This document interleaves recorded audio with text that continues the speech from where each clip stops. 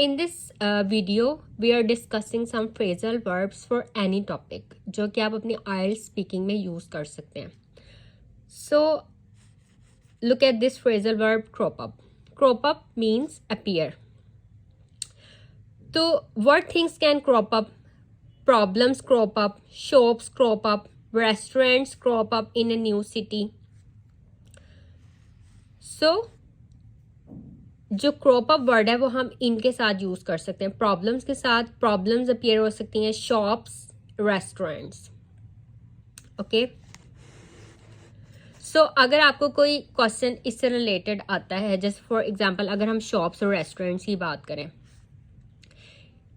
कि आप अपना होम टाउन के बारे में बता रहे हैं, जैसे पार्ट 2 में स्पीकिंग पार्ट 2 में शॉप्स या रेस्टोरेंट्स के बारे में बता रहे हैं, या पार्ट 1 में कोई एग्जामिनर कोई ऐसा क्वेश्चन पूछ लेता है कि आपकी किस तरह की शॉप्स हैं या किस तरह के रेस्टोरेंट्स हैं, और या आपको किस तरह का खाना पसंद है, तो आप बात करें रेस्टोरेंट्स की, तो आप ये यूज़ कर सकते हैं फ्रेजल वर्ब्स.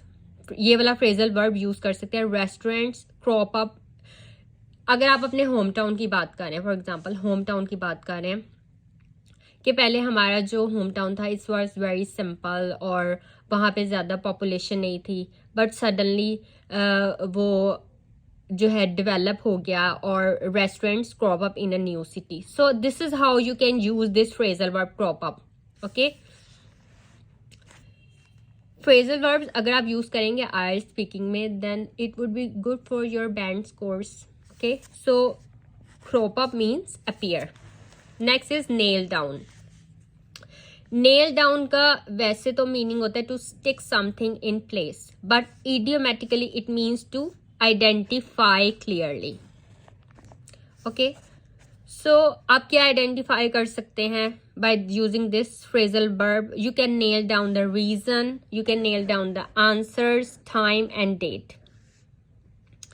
तो अगर एग्जामिनर आपसे कोई क्वेश्चन पूछ लेता है कि रीज़न बताएं इस चीज़ का, क्योंकि रीजंस वो पूछ लेते हैं कि अगर जैसे पोल्यूशन की प्रॉब्लम है हमारी कंट्री में या अर्थ पे, तो इसकी क्या रीज़न है.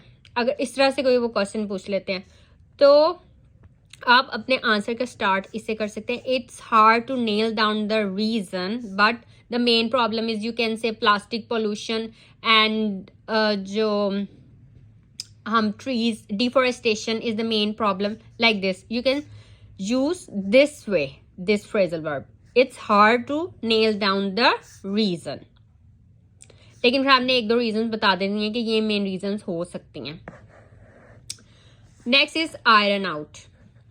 Iron out means to get rid of something. ठीक है, you can iron out your problems, difficulties. अगर एग्जामिनर आपसे कोई ऐसा क्वेश्चन पूछ लेता है, जैसे फॉर एग्जांपल हमने पहले भी प्लास्टिक पोल्यूशन की बात की है, तो जो समुद्र में रहने वाले जो जैसे फिश है और ये व्हेल, ये बर्ड जो है ये कंज्यूम कर रहे हैं प्लास्टिक को. तो प्लास्टिक पोल्यूशन अगर आपको ये IELTS स्पीकिंग में इस तरह किससे कोई टॉपिक आ जाता है, तो एग्जामिनर आपसे पूछता है how do you solve this problem, तो आप अपने आंसर का स्टार्ट इससे कर सकते हैं. तो best way to iron out this problem is to, आप कह सकते हैं कट डाउन प्लास्टिक और समथिंग लाइक दिस. यानी अगर आपने कोई एग्जामिनर ने आपसे पूछा how do you solve this problem कोई भी हो सकती है. It is related to family, it is related to environment और समथिंग, और university, any problem related to education. तो आप अपने अगर आंसर का स्टार्ट इससे करें, the best way to iron out this problem is to, तो आगे वे बताएंगे उससे किस तरह से आप इस प्रॉब्लम से जो है वो निकल सकते हैं. ठीक है, सो हमने ये 3 फ्रेजल वर्ब्स पढ़े हैं. Crop up, it means appear. So Chinese restaurants are cropping up in our country or in our city. Okay, nail down. So it's hard to nail down this problem. It's hard to nail down the reason. Okay, and iron out. The best way to iron out the problem is to cut down the plastic.